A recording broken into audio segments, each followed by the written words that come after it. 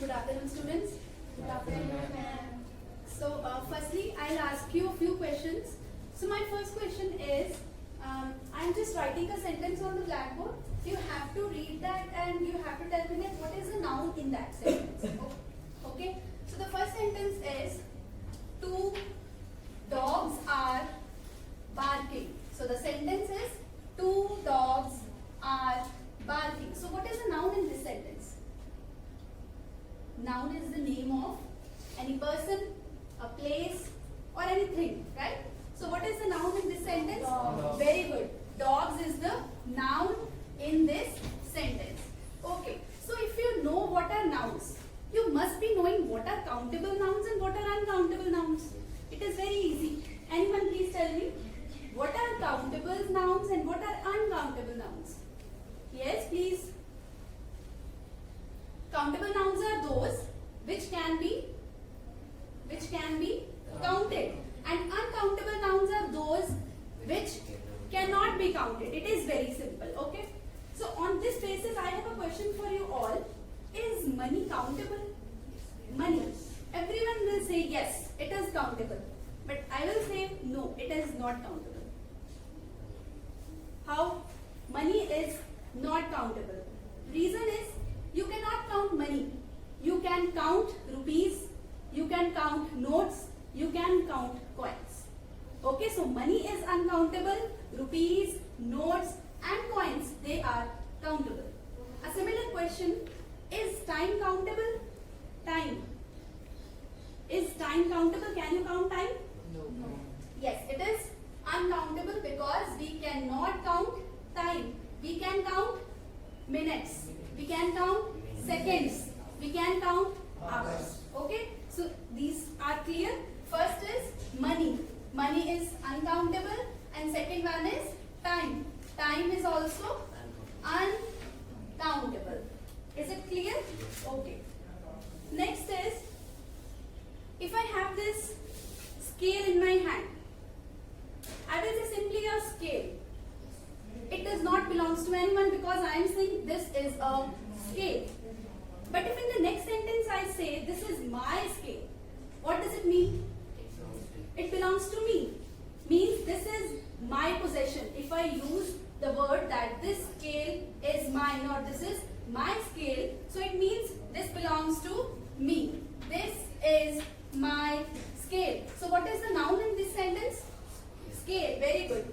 In this sentence, the noun word is scale. And just before, you have a word which is mine, which determines its possession, that the scale belongs to whom.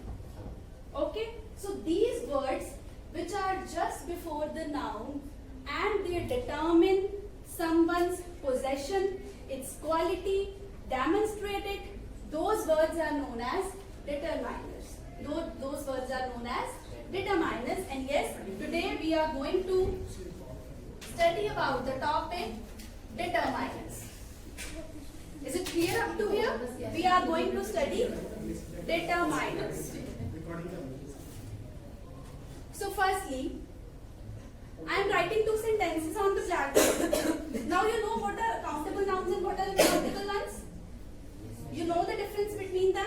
Okay, so the first sentence is, many people died in the calamity. And the second sentence is, I have much time. So these are the two sentences, right? In the first sentence, noun word is people. Okay? People, and in the second sentence, noun word is time. So as we have already discussed that determiners are usually placed before a noun. Okay? So this is your noun word, so means it must be a determiner, and this is also a noun, so this must be a determiner. Okay? But the main thing that we have to study is, where do we use many and where do we use much? This is very easy difference. Where we should use many and where we should use much. You have to understand this difference. This is very easy. You know how to identify noun in a sentence. Okay? Okay, you will just underline the noun. You will see whether it is countable or it is uncountable. Okay, so people, in the first sentence you have people. People is countable or uncountable? It is countable, yes. So with countables, you have to remember that with countables, you will always use many. With countables, you will always use many. And in the second sentence, time, as we have already discussed that it is uncountable. Very good. So time is uncountable, so means with uncountables, we will always use much. So is the difference clear? You have to just identify the noun and you have to make it sure that whether it is countable or uncountable. If it is countable, you will use many. If it is uncountable, you will use much. This is the main difference between how to use and when to use many and when to use much in a sentence. Okay. So next is, if something is given to you and its exact quantity is not given. For example, I have a sentence, there is, for example, there is some milk in the jug. So in this sentence, is the exact quantity of milk given? Exact quantity is given or not? Not given. So whenever in a sentence, exact quantity of something is not given, always we use some. Again in this sentence. So firstly, what we have done? The first one was what are countables and what are uncountables. Second thing was the difference between much and many. So the words, the nouns which are countables, many is used with those, and for the nouns which are uncountables, we use much for them. And the third one is some, which is used when some exact quantity is not given and it is used for some indefinite quantities. Some indefinite quantity is given or when no exact quantity is given to you. Is this clear? Okay. Now coming to the next one, a very clear-cut difference. I am drawing 3 glasses. In the first glass, there is almost negligible amount of water, or you can say zero. There is no water. In the second one, there is some water. Not the glass is not fully filled, but yes, we can say that there is some water present. And in the third one, the water which is present has been drunk by this person. This person has drunk whole of the water. Okay, so these are the 3 situations. The first one in which there is almost no water. In the second one, there is some quantity of water. And in the third one, yes, there is quantity of water. Okay, the quantity does not matter, but whole of the water has been drunk by this person. So what are the words that we use for it? Whenever something is, so firstly, we are talking of water here. And water is countable or uncountable? Water is uncountable. There are 2 words you must have heard, few and little. Right? So water is uncountable, and you have to remember that for uncountables, you will always use little. For uncountable nouns. Okay, then. Good afternoon, students. How are you? Okay, myself Tuljitkar, and I will teach you English. Okay. First, let me ask few questions. Which state are you from? Punjab. Okay. Name your best friend. Any name? Name your best friend.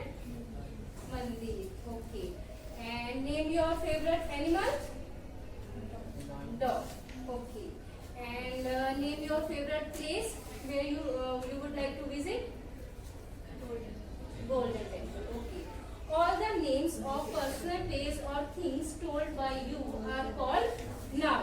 So today our topic is noun.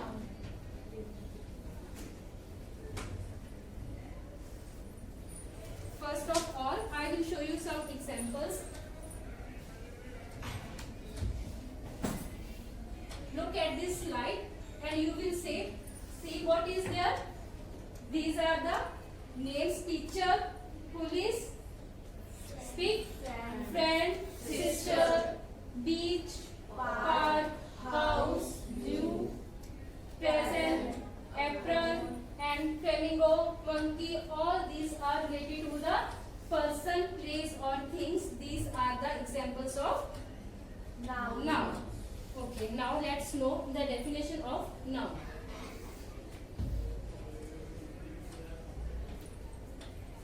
Noun is a naming word. It can be the name of a person. It can be the name of a person, place or thing. So look at this flashcard. Noun is a naming word. It can be the name of a person, place or thing. So now it is clear what is noun. Now we will discuss about the kinds of noun.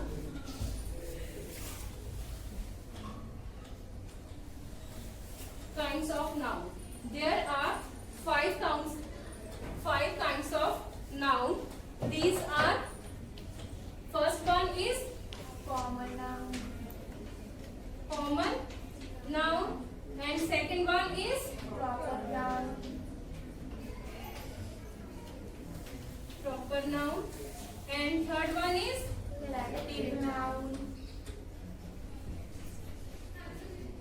collective noun, and fourth is Abstract noun.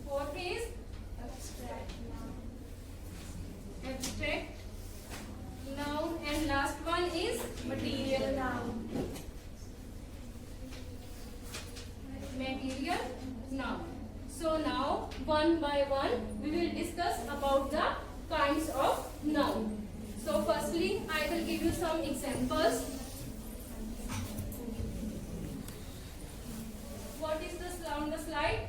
Read it. Children play in the ground. And second one is a girl Is making a noise. There are Many many buildings in few buildings in Lahore. So what we have underlined here? Children, girl and buildings. Can you recognize to which kind of noun these are related? These are the children, girl, building. All these are common things. है ना? All these are common. These are not referred to any particular or specific person, place or thing. So these are the examples of a common noun. So now we will know about the definition of common noun.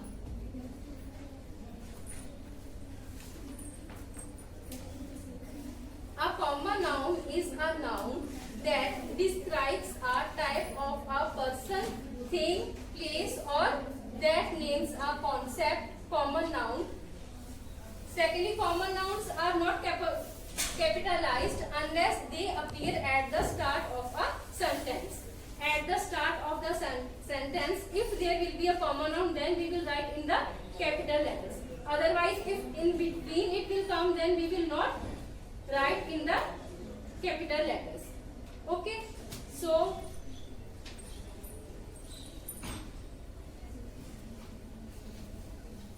what is there?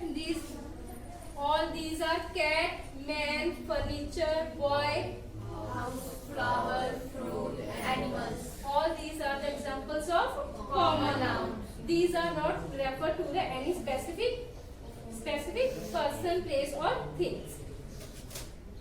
Next type is, I will show you some examples.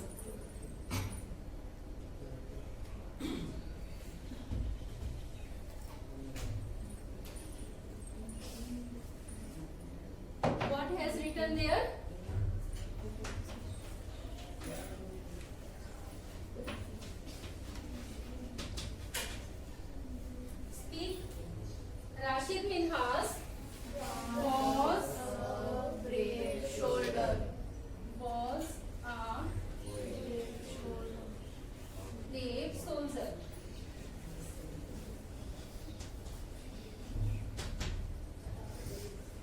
Second one is India India is our dear homeland.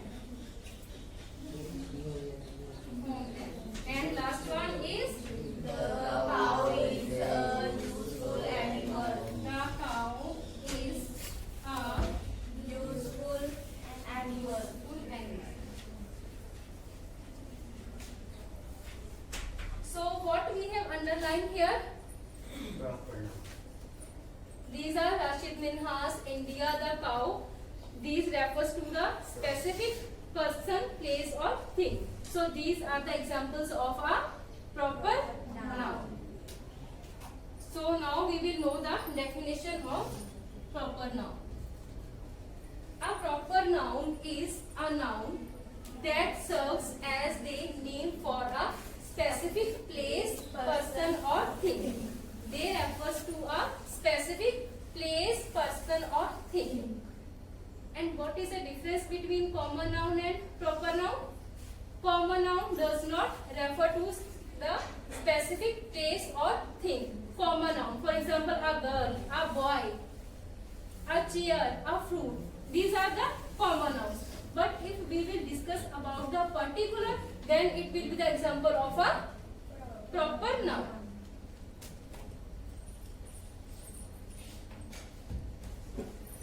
Look at these examples. All these are Australia, Taj Mahal, Jupiter, Titanic, the Bible. All these refers to a particular, specific. So these are the examples of a proper noun. So it has clear what is the common noun and what is the proper noun.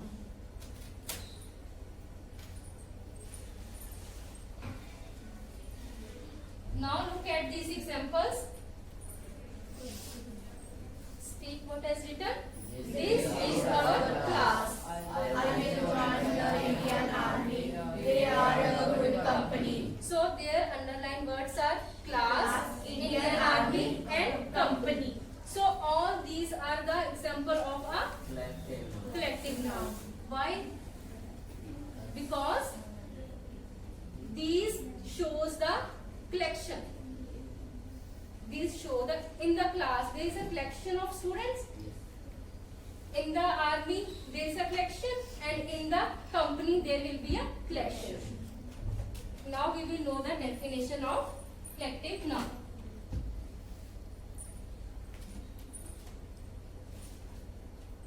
Name of a group or collection of persons or things counted as one is called collective noun. Understand? Where it will be the, it shows the collection of persons or things, there will be a collective noun. Look at these examples. There is a, all this shows the